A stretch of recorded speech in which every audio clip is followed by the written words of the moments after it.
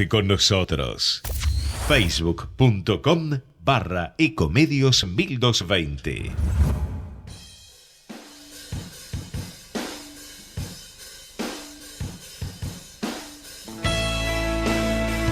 Muy buenos días, y aquí estamos en otro encuentro de domingo, un encuentro diferente, especial.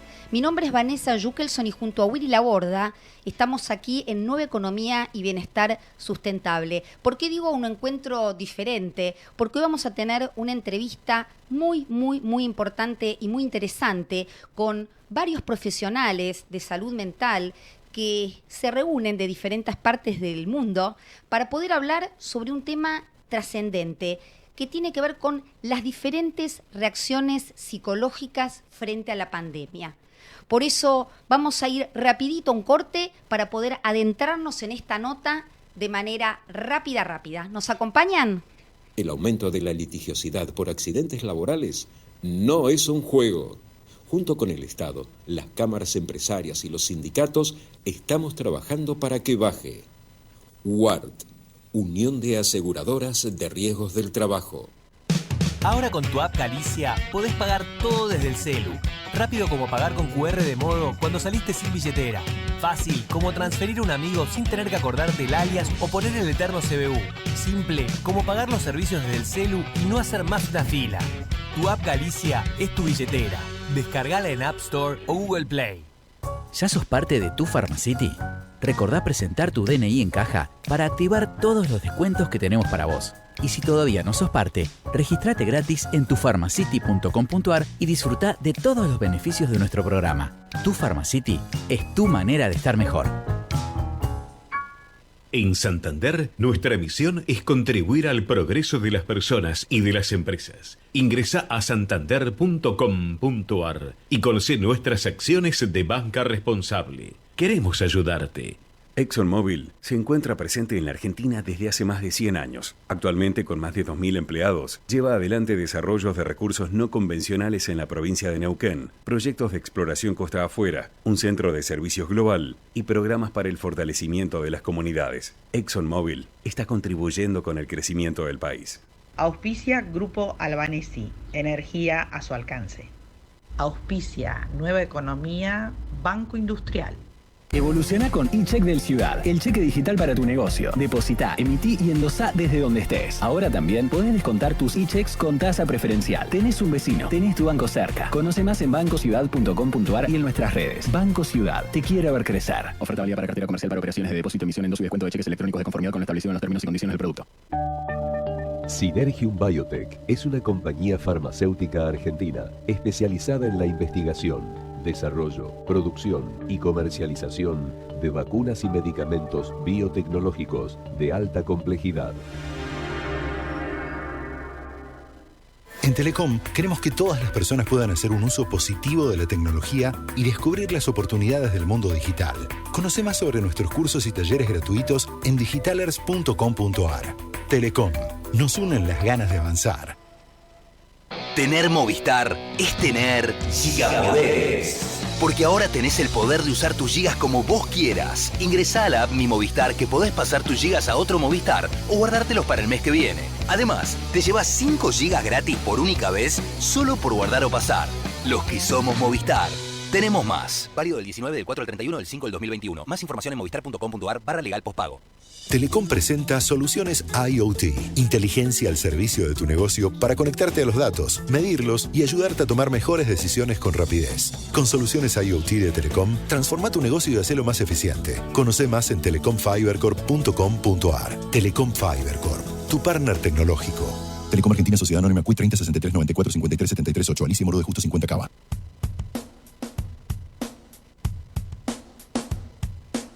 Y ya estamos de vuelta, ansiosos por empezar esta conversación, esta entrevista.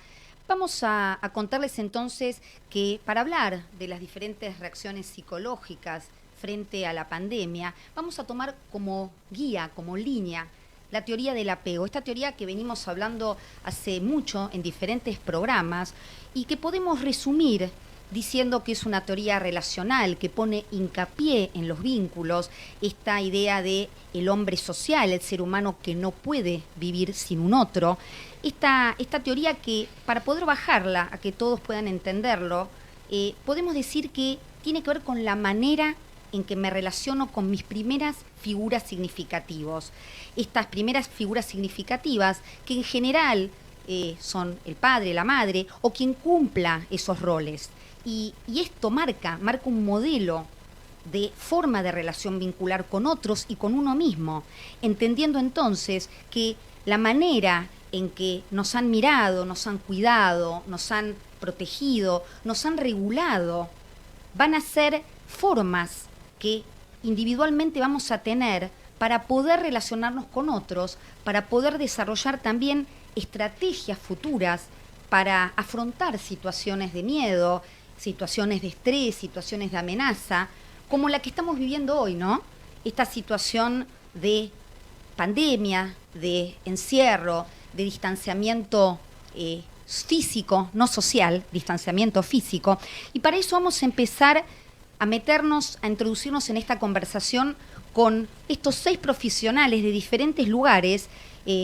Vamos a saludarlos.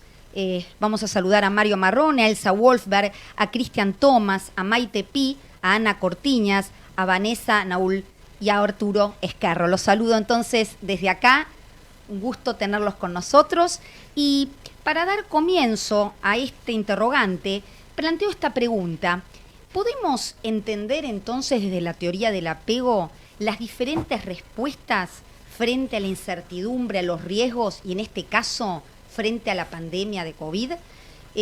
Para empezar a responder esta pregunta quiero darle el lugar a Mario. Mario, que no necesita mucha introducción. Mario, que es un referente a nivel mundial de todo lo que tiene que ver con esta teoría del apego, de alguna manera construida por John Bowlby. Mario es argentino, es psiquiatra de la Universidad de Rosario y se formó todo su background de psicoanálisis y psicoterapia en Londres, en lo que es la clínica Tavistock, junto con John Bowlby, con quien supervisó por más de 10 años. Una persona noble, generosa intelectualmente, de eso puedo dar personal fe, y fundador, entonces me olvidé, de lo que es IAN UK, que es la International Attachment Network, esta alianza mundial que une a varios países en esto de difundir la teoría del apego. Le doy entonces la bienvenida y los buenos días en Londres a Mario y agradeciendo que esté por acá. Gracias, Mario. Bueno, el primer elemento con respecto a esta pandemia es que para todos nosotros ha sido algo nuevo. Es decir, en el año 2019 nadie se iba a imaginar que íbamos a pasar por la situación que hemos estado pasando.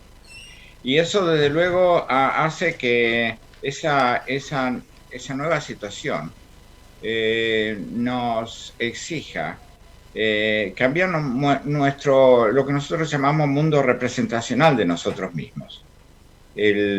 La manera que nos vemos a nosotros en relación al mundo, la manera que vemos nuestra propia vida y desde luego la manera que nosotros reaccionamos a esa nueva situación depende en gran medida de nuestras experiencias de apego infantiles. Si hemos tenido experiencias en las cuales nos hemos sentido queridos, acogidos, valorados, vamos a reaccionar con mayor resiliencia, o sea, con mayores recursos internos a una situación estresante como esta.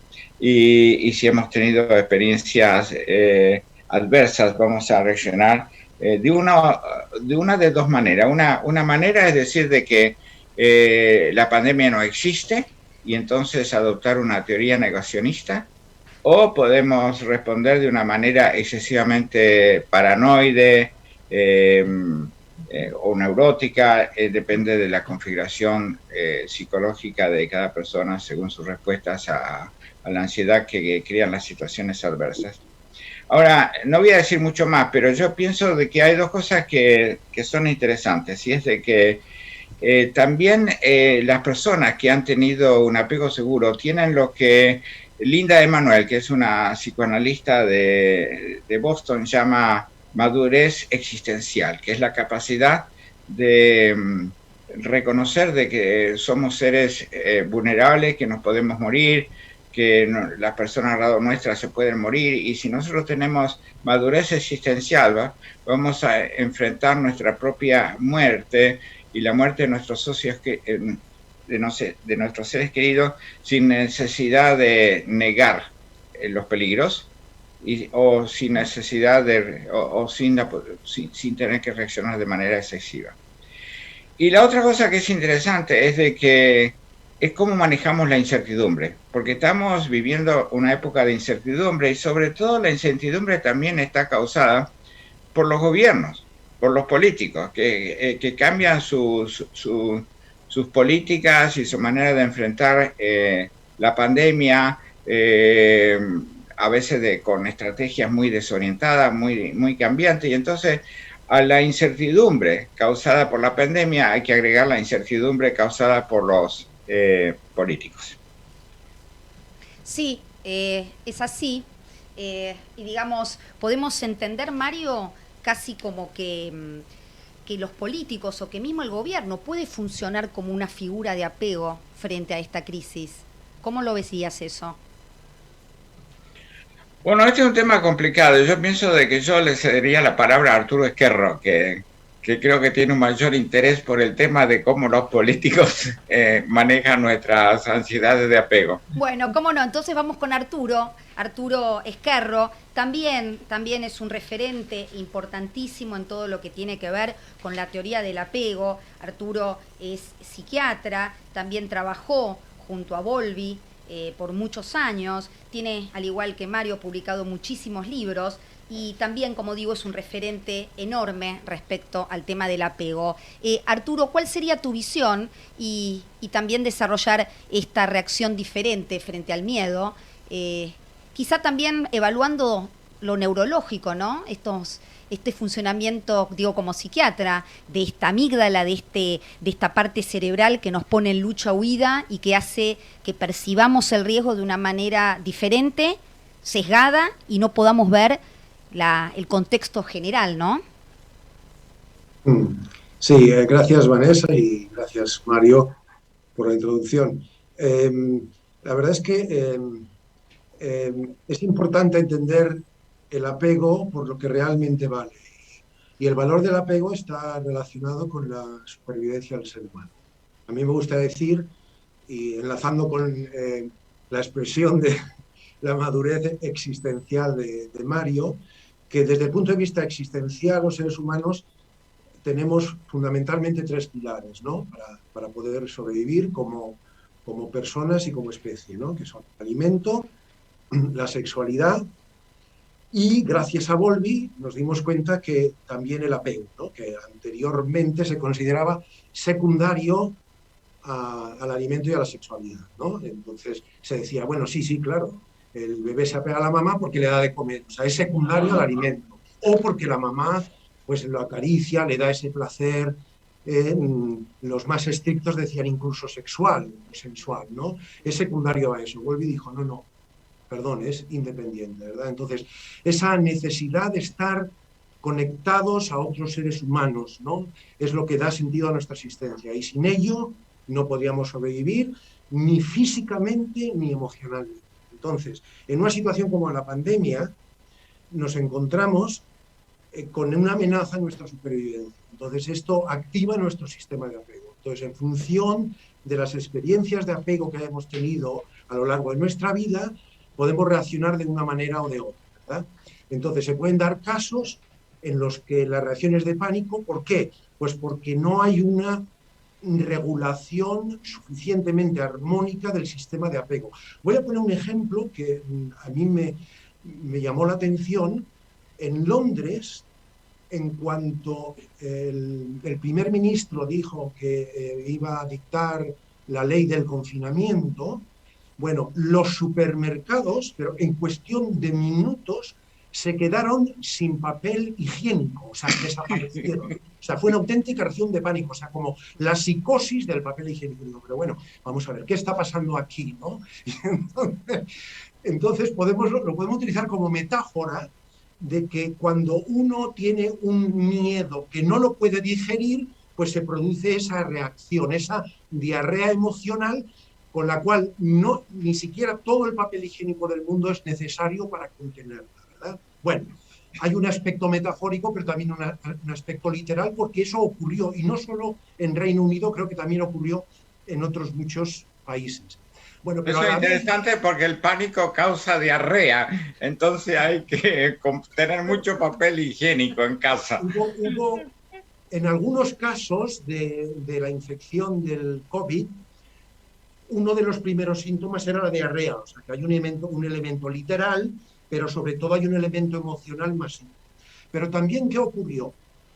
Entonces, el sistema público de salud dijo, vamos a necesitar ayuda, y pidió como unos 250.000 voluntarios. En las próximas semanas vamos a necesitar como 250.000 de personas que vengan a los hospitales a ayudar. Bueno, también me sorprendió que en cuestión de horas se triplicó el número de voluntarios, es decir, más de 750.000 de personas se ofrecieron a ayudar.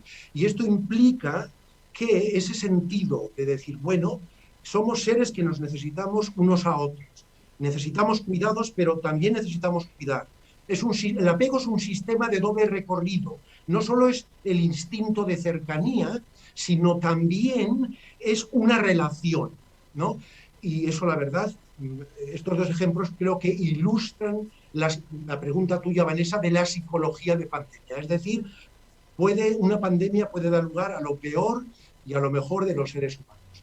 Podría seguir diciendo más cosas, pero me gustaría también escuchar a nuestros colegas para que ellos nos den también su punto de vista. Muchísimas gracias, Arturo. Ojalá tengamos tiempo después para seguir conversando contigo.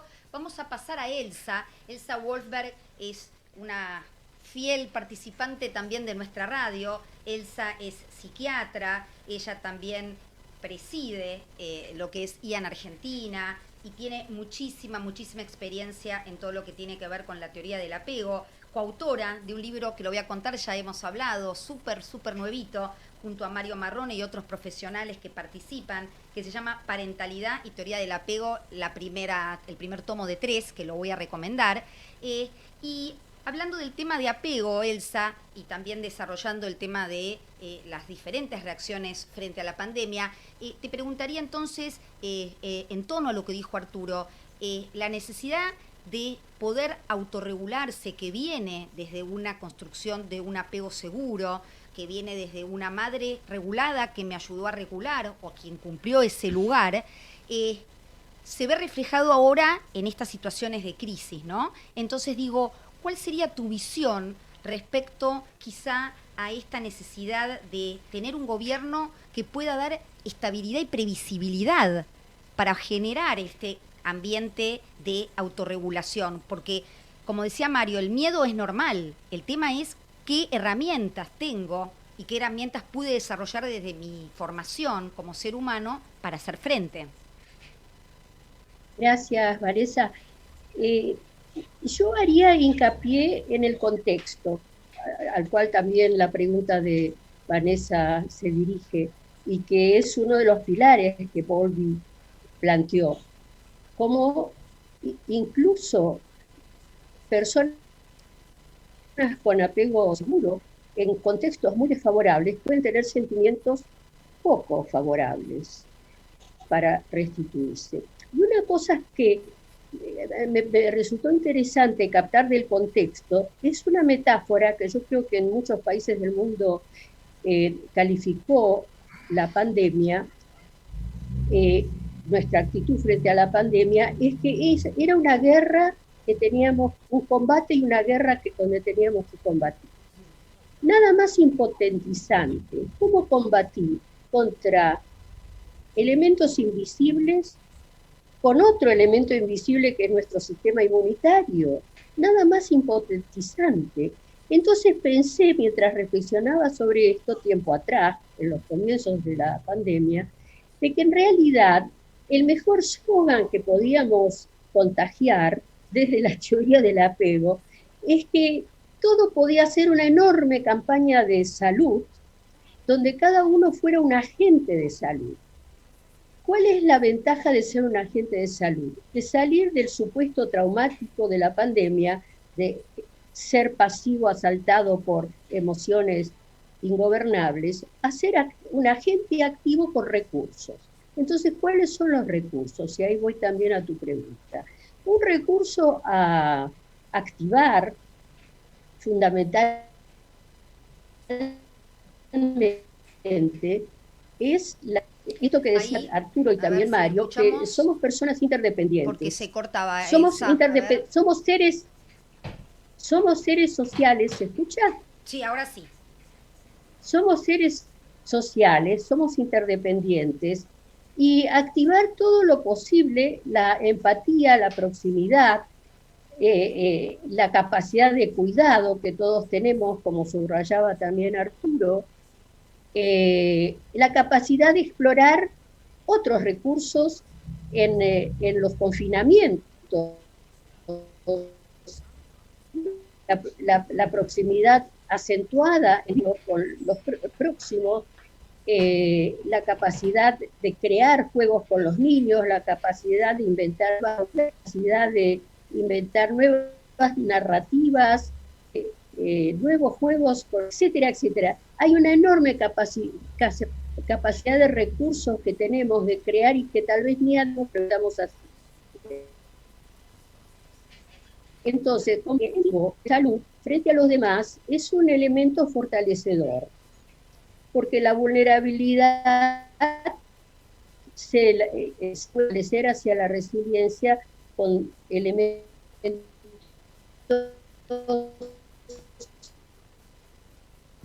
de la narrativa social y también la interpersonal. Hay que estar muy atento a los elementos que nos disminuyen potencia frente a la supervivencia requerida. Validar el miedo, la incertidumbre, la angustia, en estos momentos, no como patológicos, sino como sentimientos normales ante situaciones anormales. Esto es muy importante. Y cuando esto se cronifica, por supuesto que trae trastornos que requieren de una mayor atención y de un mayor despliegue de recursos. Creo que el saber que cada uno de los demás, de activar esto, tiene un lotecito, un pequeño terreno en la mente y en el ánimo de los seres más próximos, es también hacer pie frente a la impotencia. Hay cosas que uno no determina y que no dependen de nosotros respecto a la pandemia, y ni hablar de los gobiernos, que son anárquicos en muchos aspectos de la estabilidad posible, pero hacer pie en los lugares seguros que tenemos en el mundo. Esto de la promoción de salud es una de mis pasiones, supongo que la de todos, y realmente la teoría del apego, con el acento en que en realidad el apego son los lazos afectivos, está mal traducido, y activar esto da un lugar de seguridad y de fortaleza y de potencia para afrontar las circunstancias. Eso quería decir. Bueno, Elsa, muy interesante también, y vamos a seguir hablando con el resto de los participantes, pero les voy a pedir un ratito, si me esperan, que vamos a una pausa chiquitísima y volvemos. Gracias. Vamos la radio, somos tu voz, vamos con Eco, siempre la verdad y la mejor información. Descarga gratis de tu celular la aplicación Ecomedios. Podés escucharnos en vivo, informarte con las últimas noticias y entrevistas en audio y video. Búscala y bajate la aplicación Ecomedios. Podés vernos en vivo en ecomedios.com. Contenidos audiovisuales. Conectate con nosotros. Línea directa 4-325-1220. Este programa está auspiciado por el Grupo Petersen, desde 1920, construyendo el país. A la hora de tomar decisiones económicas, financieras o impositivas, no corras riesgos. Consulta un contador matriculado. Consejo Profesional de Ciencias Económicas de la Ciudad de Buenos Aires. Ante el gran aumento de casos, necesitamos cortar con los contagios. Quedarte es cuidarnos. Buenos Aires Ciudad. Desde 1890, en Cervecería y Maltería Quilmes, nos centramos en la gente. Por eso estamos comprometidos con la calidad de nuestras bebidas y con el desarrollo de nuestras comunidades en todo el país. Convivir es cuidarnos. Legislatura de la Ciudad Autónoma de Buenos Aires. En Laboratorios Bagó, trabajamos para cuidar tu salud y la de tu familia, acompañándote en cada momento de tu vida. Tu confianza es nuestro mayor logro. Laboratorios Bagó. Ética al servicio de la salud.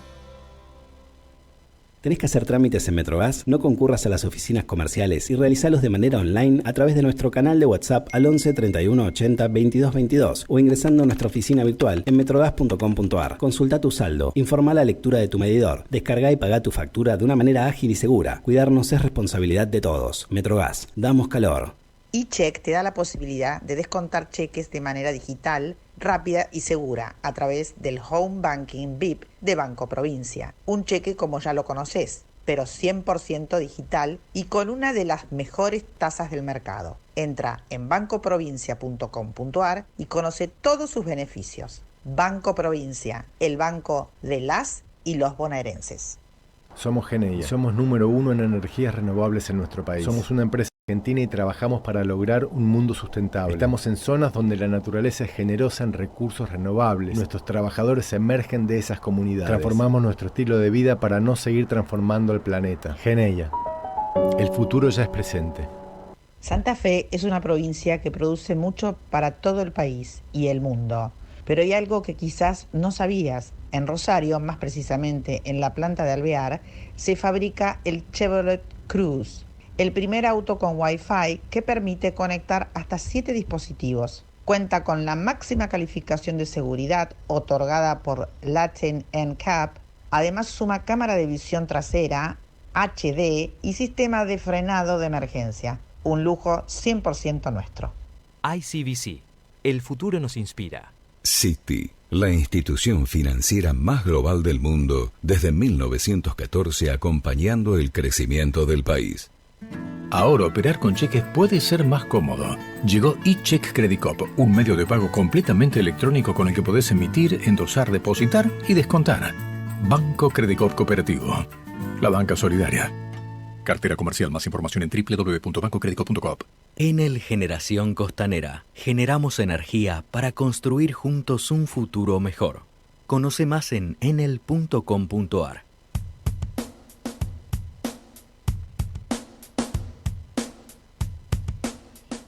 Y ya estamos de vuelta, nuevo bloque. Vamos a contarles entonces que tenemos más profesionales para contarnos un poco, para darnos una explicación de qué está pasando frente a la pandemia. Y quería hablar ahora con Maite Pi. Ella también es española, es psicóloga, es especialista en psicología clínica, trabaja y trabajó sobre todo mucho con el tema de la teoría del apego, participó en la creación de IAN en España, colaboró con el Laboratorio de Apego y Desarrollo Humano de la Universidad de Girona, en donde actualmente da clases. Vamos a darle la bienvenida a Maite. Y Maite, quería preguntarte, para que puedas ilustrarnos, porque sé que estuviste trabajando con esto, ¿cómo influyen los estilos de apego, las formas clásicas de relacionarnos con nuestras figuras en la forma de afrontamiento? ¿Por qué digo esto? Porque de alguna manera me parece interesante aclarar que, como decía Bowlby, el apego es de la cuna a la tumba y que obviamente hay capacidad de modificar ciertos patrones, ¿no? Pero desde lo que vos investigaste, Maite, ¿cuál sería tu visión respecto a el miedo representado o la incertidumbre, como decían todos, frente a la pandemia y las reacciones según estos estilos vinculares? Bien, compleja pregunta. Yo aquí lo que querría remarcar es que lo que creamos a partir de los estilos de apego son como unos modelos mentales representacionales, los modelos operativos internos, que son, esto es, nuestras teorías internas sobre las relaciones, sobre el mundo, sobre los demás, sobre la vida, etc. Y esto, pues, está basado en nuestras experiencias de apego. Entonces, las reacciones ante situaciones de estrés estarán ligados a estos modelos representacionales. Yo aquí quisiera comentar, antes se hablaba de los gobiernos, que y realmente las reacciones de apego, las conductas de apego, aparecen en momentos de estrés. Y la pandemia realmente ha sido un momento de estrés para todos. Ahí, ¿qué ha pasado? Que los políticos, como tú decías en algún momento, podrían representar a estas figuras de apego. Y nuestras reacciones ante lo que dicen los políticos, pues dependiendo de nuestros modelos operativos internos, variarán. Por ejemplo, bueno, luego dejemos aparte el caos y todo esto, y que uno dice una cosa y luego dice la contraria, y el otro, pues ahora digo lo mismo que tú y después te contradigo. Esto ya es otra cosa. Pero, por ejemplo, una persona que desarrolló un apego seguro, de entrada, tenderá a confiar en lo que dicen, si no los políticos, pues los científicos y las personas que se supone que saben más sobre esto, de entrada. Una persona que ha desarrollado un apego inseguro y sobre todo los que han desarrollado una desconfianza hacia lo que pueden esperar de los demás, tenderá a desconfiar de lo que le digan. Estos serían como dos reacciones básicas. Después está el tema de que hay que tener en cuenta que estas personas, los políticos, pero también los científicos y todo el mundo, estamos en el mismo barco y ante las mismas incertidumbres. O sea que realmente ellos tampoco saben, tampoco tienen las herramientas para dar una solución. Y esto, pues las personas que desarrollaron en su momento un apego seguro, eso implica que en sus modelos operativos internos sean más flexibles y autónomos. Realmente el apego seguro se relaciona con la autonomía mental y con la flexibilidad mental. Y estas personas serán más capaces de entender que no estamos ante dioses, ante alguien que nos va a dar la solución, sino que estamos ante gente que tiene más elementos, que puede ir sabiendo más cosas, pero que igualmente puede estar afectada por eso, porque ellos también tienen sus propios modelos operativos internos. Y si pensamos en las reacciones de los diferentes políticos, pues no es lo mismo Bolsonaro o lo que fue en su momento Trump, que negaban. Yo diría que quizá estas personas, pues de algún modo, como decía Mario, hay personas que tienden a negar, es como un pensamiento mágico, ¿no? Si yo lo niego, pues no existe. Sí, eso, Maite, que había también desarrollado en su momento Elsa, ¿no? Esta exclusión defensiva, sí, ¿no? El tema de sí. bajarlo un poco a la audiencia, que un poco la idea de este encuentro tiene que ver con que gente lega pueda entender estos conocimientos más académicos y bajarlos. Tiene que ver con esto, con entender que muchas veces el miedo nos lleva a sacar de la mente hechos y negarlos casi de manera inconsciente. Por eso no estigmatizar al que niega como que es malo, a veces es lo que puede hacer desde sus propias estrategias en relación con esto que cuenta Maite respecto al tipo de apego o a la forma de relacionarse, que puede haberle dado más estrategias de afrontamiento menos, ¿no?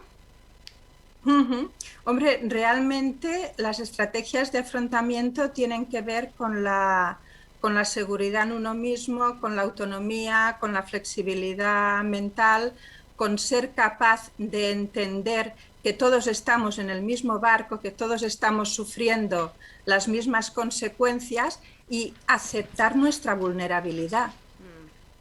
Todos somos vulnerables. Sí, eso creo que es un punto importante. Gracias, Maite. Vamos a darle lugar a mi tocaya, a Vanessa Naulserio. Vanessa es de México. Ella también está formada psicoanalista de adolescentes y adultos, es doctor en investigación psicoanalítica, también es miembro de IAN, International Attachment Network, y trabaja, y esto me interesa hacer un poco de highlight, en el tema de duelo y elaboración de las pérdidas, un tema que debe ser bastante actual, lamentablemente. Vanessa, vos también desde tu lugar podés contarnos cómo acompañás o cómo ves la situación del tema del duelo y la pérdida en estas situaciones de COVID y de aislamiento. Claro, muchas gracias, Vanessa, por la invitación y gracias por abrirnos este espacio donde hablas de bienestar sustentable para hablar hoy acerca del bienestar psicológico y emocional en tiempos de pandemia, que son tiempos difíciles, efectivamente por las pérdidas que se han estado viviendo en estos tiempos, pérdidas de seres queridos, pérdidas de ya sea por muerte o por separaciones, por no poderlos ver, pérdidas de salud también, pérdidas de paisaje, en términos de que ya no sales de casa para trasladarte al trabajo y a lo mejor el recorrido que haces ya no te permite ver los mismos árboles, el mismo panorama, no saludas a la gente que antes saludabas en el camino y que se vuelve también parte de lo que reconforta el día a día. También la pérdida de empleo, las pérdidas de poder adquisitivo, las pérdidas de contacto con los compañeros de trabajo, con los compañeros de clases, que es una pérdida muy importante para los adolescentes. Y todo lo anterior se ha visto reflejado en miedo, en ansiedad, en tristeza que va de leve a más severa, llegando ya a cuadros depresivos, a cuadros de depresión leve o moderada y en algunos casos más fuerte. Y hay algo que también es importante, desde teoría del apego está, claro, el temor a perder a nuestras figuras de apego, de quienes dependemos, a quienes necesitamos, si no para sobrevivir fisiológicamente en la edad adulta, sí para estar bien emocionalmente, se les necesita también a ese nivel. Pero otra de las temores que también se activa en estos momentos, Vanessa, es el temor a faltarle a nuestros seres queridos, que dependen de nosotros, y que al saber que uno es figura de apego para otras personas, uno también desde este punto de vista de la teoría del apego tiene que responsabilizarse, asumir la dependencia que otros pueden tener de uno, y eso implica también un nivel de compromiso mayor en la relación interpersonal, en la relación cercana. Entonces, bueno, este es otro de los miedos que se han sentido, y todo esto desata sentimientos de vulnerabilidad, de desamparo, claro, aunado a la pérdida de libertad y a la impotencia, y estamos viendo también cómo hacen eclosión, acompañando a la depresión y al proceso de duelo, los síntomas psicosomáticos. Hemos encontrado pérdida de sueño, es decir, insomnio, dificultad para despertar temprano, cansancio, dolores de cabeza, enfermedades dermatológicas, enfermedades respiratorias, por ejemplo, cuadros de asma que puedan acompañar en algunos casos, por ejemplo, también ataques de pánico. Entonces, estamos frente a una situación de duelo extraordinario, y hemos llamado duelo extraordinario porque son pérdidas súbitas, inesperadas, que han generado un trauma a nivel individual, pero también a nivel social. O sea, son traumas psicosociales que estamos viviendo en términos de todas las pérdidas comunitarias que se han vivido. Y esto nos ha puesto también el enfoque en los casos que nos estamos encontrando, no solo de duelo y de duelos de difícil resolución, sino de duelos congelados. Por ejemplo, aquellas personas que de pronto se despiden de su ser querido pensando que va al hospital y volverá después de que se recupere, y de pronto se entera que ya falleció y que no le van a poder entregar el cuerpo de su ser querido para que lo vea y se despida. Le entregan quizá una bolsa con los restos de su ser amado o le entregan una urna con las cenizas, y eso puede dificultar aún más el curso del duelo que van a tener que vivir. ¿Por qué? Porque no tienen la certeza, la constatación perceptual de haber visto a su ser querido con vida, y queda la duda. Hay una primera fase de duelo que es la de incredulidad, y se pueden quedar mucho tiempo en esa fase de incredulidad, de no aceptar la noticia de la muerte porque no lo constataron. Y luego, por otro lado, hay la necesidad de tener algo que les diga que efectivamente sí lo perdieron para poder seguir adelante, porque este cuadro de dolor, de incertidumbre, de ambivalencia, que también puede causar mucho enojo, y en algunas personas se ponen a buscar a su ser querido desesperadamente, o van y reclaman en los hospitales que los dejen verlo, en fin. Estos son cuadros de duelos congelados, en donde el duelo se detiene, se queda retardado, suspendido, y es algo bien importante que necesitamos atender. Ahora, frente a toda esta situación que estamos viviendo, hemos visto, como ya mencionó también el doctor Mario Marrone, que uno de los mecanismos que se pueden movilizar es el de las ideas catastrofistas, en donde las personas, ante todas estas imágenes de muerte, ante todo el temor a perder a sus seres queridos, ante todo el dolor y la incertidumbre que están viviendo, empiezan a pensar que el mundo se va a acabar, que tienen que apurarse a hacer lo que siempre han querido hacer porque el mundo se va a terminar, y todo lo ven desde una óptica pesimista. Y también la otra, las ideas conspiracionales o negacionistas, donde dicen, no, esto es un invento que hicieron los gobiernos para manipularnos, para quitarnos nuestra libertad.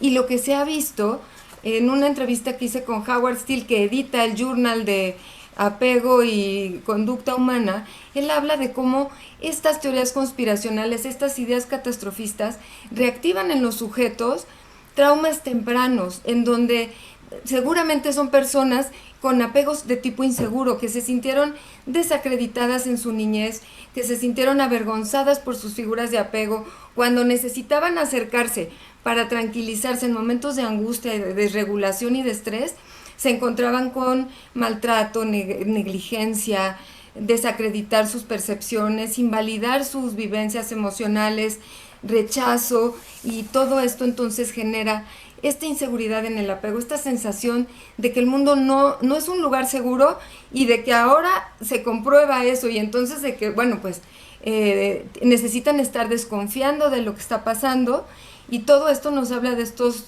traumas reactivados. Ahora, esto es a nivel individual, pero a nivel de colectivo también encontramos estos mecanismos xenofóbicos colectivos que se activan para hacer un manejo de la angustia que se está viviendo.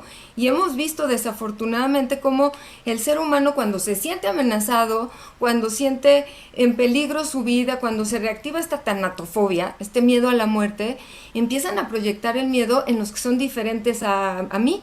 Y empiezan estos actos xenofóbicos que hemos desafortunadamente presenciado, en donde, por ejemplo, vemos cómo se ataca a los grupos distintos, a los grupos marginados, a las minorías, a las personas de color. Y supimos, bueno, de los incidentes en donde ha habido asesinatos de personas de color por motivos que no se... por motivos injustos, y empieza a movilizarse. Entonces se reactiva el trauma de la colectividad humana, que es el de la esclavitud, el de la segregación, y entonces empezamos a ver estos movimientos que empiezan en los Estados Unidos de Norteamérica y se extienden por todo el mundo, por Europa, Latinoamérica, del famoso no puedo respirar, ¿no? Las vidas negras importan.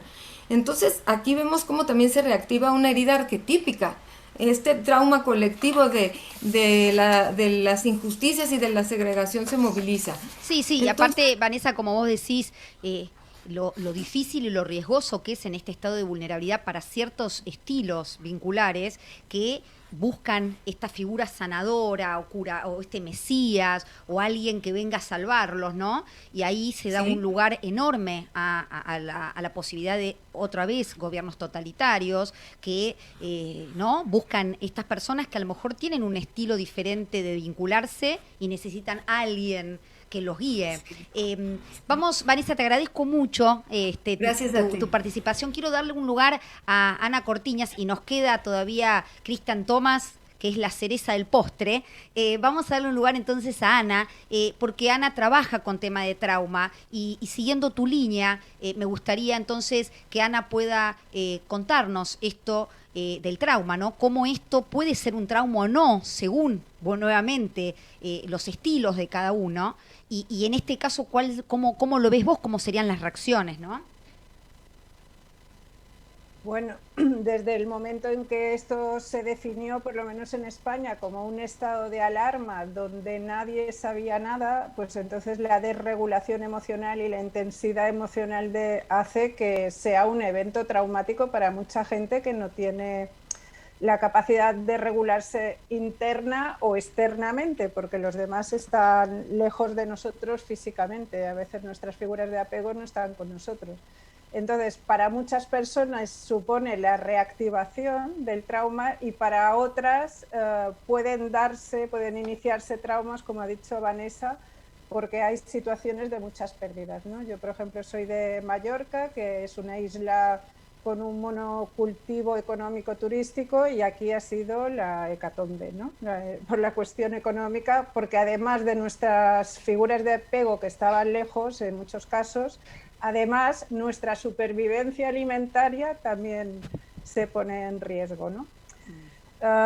Yo lo que querría, con todo lo que se ha dicho, señalar es que los que tienen que saber no sabían tampoco y todavía no saben. O sea, no es la polio, no es la viruela, no es ni siquiera el ébola, es un virus que nadie sabe nada y de repente todo el mundo tenía que ser virólogo y epidemiólogo para poder entender. Y es muy difícil de entender para el cerebro humano. Nuestro cerebro está cableado para tener ciertos sesgos cognitivos y lo estadístico es muy difícil de entender. Y como que además nadie lo sabía interpretar bien, ¿quién nos da seguridad, ¿no? Entonces, yo lo único que he visto es en estilos inseguros de personas que tienden a autorregularse mucho ellos mismos y no buscan a los demás, a lo mejor tienen un estilo más racional y han buscado más información y esa información les ha dado seguridad. Para las personas que necesitan a los demás, eso ha sido terrible. O a las personas que ya tenían una base de desorientación, el que ahora se diga que mascarilla, ahora sin mascarilla, ahora esta vacuna, ahora esta otra, eso es una desorganización que es como si nosotros de pequeños viéramos a nuestra madre que se pone a llorar y que pierde los nervios. Entonces nuestra figura de apego que nos tiene que regular es la que está desregulada y ¿dónde nos agarramos, ¿no? Entonces eso es lo que yo he observado. Y luego que también ha sido una pérdida enorme para la gente joven. Yo creo que se les ha robado 1 año y medio de experiencias sociales, donde el sistema de conexión social se desarrolla y se aprende a resolver conflictos y a negociar y a las relaciones amorosas, y eso ha sido una pérdida terrible también. Sí, es así, Ana, por eso intentamos hablar de distanciamiento físico y no distanciamiento social, como se dice erróneamente. Lo que más necesitamos es a los otros, ¿no? Y digo, esto que estamos hablando, ahora vamos a cerrar con Cristian, qué importante entenderlo para que los gobiernos y la gente que está a cargo, ¿no?, de temas de salud pueda darle lugar a entender, desde como comentaba Vanessa, la necesidad de ver a la persona que está enferma. Hay muchos sanatorios, acá en Buenos Aires hay un sanatorio que tiene un protocolo que permite ver a la persona que está enferma, o la posibilidad de hacer un entierro, la posibilidad de empezar un duelo de una manera, de transitarlo de una manera positiva, quiero decir constructiva y funcional. Digo, todo esto está bueno para que lo escuche alguien y que esto sea casi como un comité de asesoramiento de cómo transitar esto sin hablar de enemigos ocultos, sin de alguna manera activar este sistema de defensa y activar mucho más este sistema de colaboración, ¿no? Este Ubuntu que a veces se habla, soy porque somos, ¿no? Este sistema de comunidad. Vamos a hablar ahora con Cristian Tomás. Cristian es chileno. Cristian es muy interesante porque Cristian es médico cirujano, ginecólogo y obstetra, aparte obviamente de tener una formación en el área de psicoterapia y ser autor de muchísimos libros. Vamos a darle la bienvenida a Cristian, agradeciéndole también su participación y un poco casi a modo de cierre, ¿no? A ver cómo puede cerrar y puede tomar estas diferentes opiniones con la suya personal sobre lo que está pasando, sobre estas reacciones diferentes frente a la pandemia. Bueno, muchas gracias, Vanessa, por la invitación. Y escuchaba a todos mis colegas y estaba todo el tiempo pensando en la cantidad de datos, de información, de emociones que cruzan toda esta experiencia que estamos teniendo todos como humanos. Pensaba en Chile. En Chile llegó la pandemia en marzo del 2020, pero nosotros veníamos desde el 18 de octubre del 2019 viviendo una revolución con una revuelta tremenda en las calles, con la destrucción de 20 estaciones de metro que quedaron absolutamente destruidas, con la destrucción de colegios, de negocios, de comercio, con la muerte de personas, con miles y en algunas ocasiones 2 millones de personas en la calle protestando, sobre todo a favor de los derechos de las mujeres. Y por lo tanto, entonces, ¿cuánto mecanismo de regulación, de autorregulación y de mutua regulación teníamos como para llegar a marzo del 2020? Y allí estaba pensando en qué es lo que hacen nuestros gobernantes. Sería muy interesante en algún momento hacer un estudio de cuáles son los perfiles de apego de los gobernantes en el mundo, ¿ya? Porque me da la sensación que varios de los que han sido nombrados, e incluyo probablemente el de mi país, va por el lado del narcisismo, y entonces la imposibilidad también de pensar en los otros, que es un mecanismo de regulación mutua fundamental. Y cómo los discursos, a propósito de la pregunta que hacías de cómo los políticos nos pueden ayudar, cómo el discurso, la mentalización de las personas, que es el segundo gran sistema de regulación que tenemos, porque el primero es el sistema de apego, el segundo es el sistema de regulación a través del pensamiento, la mentalización. ¿Cómo ha fallado? Porque no han logrado colocarse en el lugar de las personas que estamos viviendo la pandemia. Y entonces con medidas que van cambiando todo el tiempo, que van contradiciéndose unas con otras, y es cierto que nadie tenía la información y todavía no la tenemos. Acabo de leer ayer un estudio de una prestigiosa revista de medicina en que dice que finalmente este no es un virus respiratorio, que es un virus que afecta al sistema vascular, pero de respiratorio no tiene nada. Entonces, incluso un año y medio después, todavía estamos dándonos vuelta en no saber de qué se trata esto. Pero aún así, los mecanismos de regulación que se han usado con la población han sido deficientes, malos, muy malos. Hay que pensar que nuestro presidente ya en octubre del 2019 enfrentó a la población chilena diciéndole que estábamos en guerra, unos contra otros. Y luego, en marzo del 2020, dice que estamos en guerra de nuevo.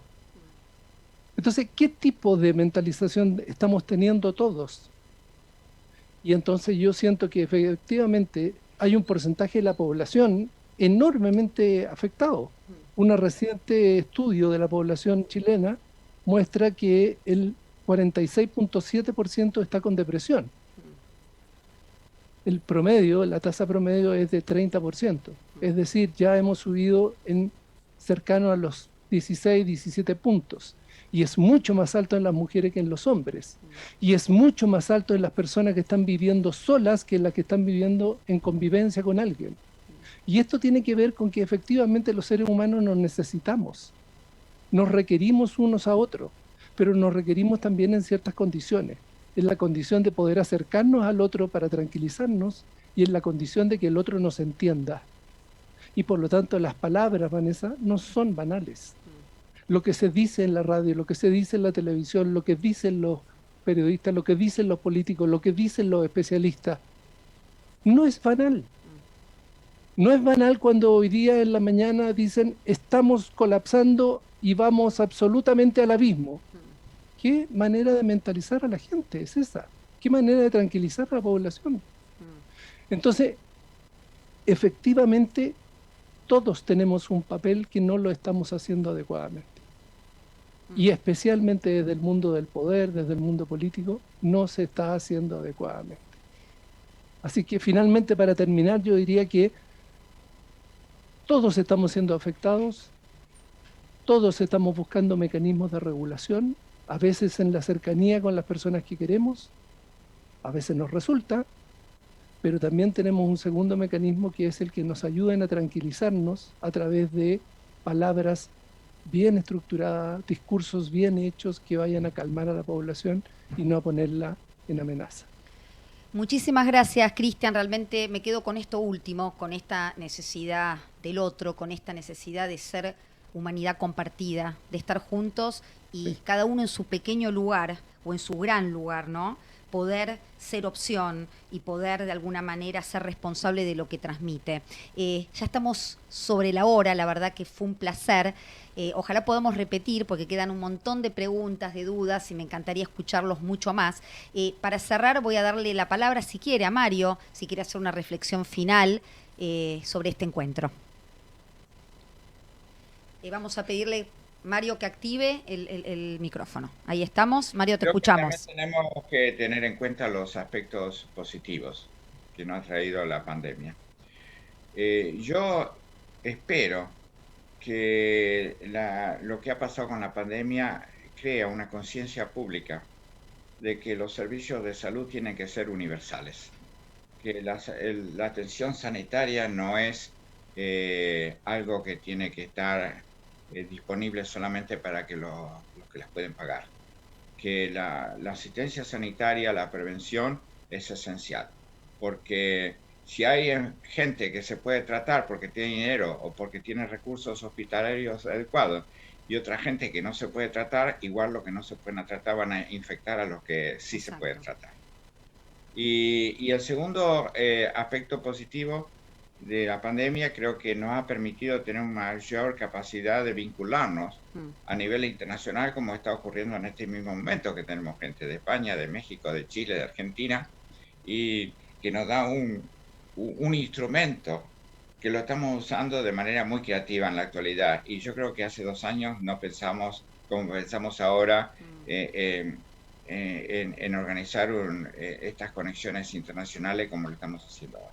Totalmente, Mario. Y esto que decís, convertir la amenaza que existe un riesgo, pero en un desafío, en unirnos para activar estas zonas del cerebro que nos hacen apegarnos y no que nos hacen ver al otro como un enemigo.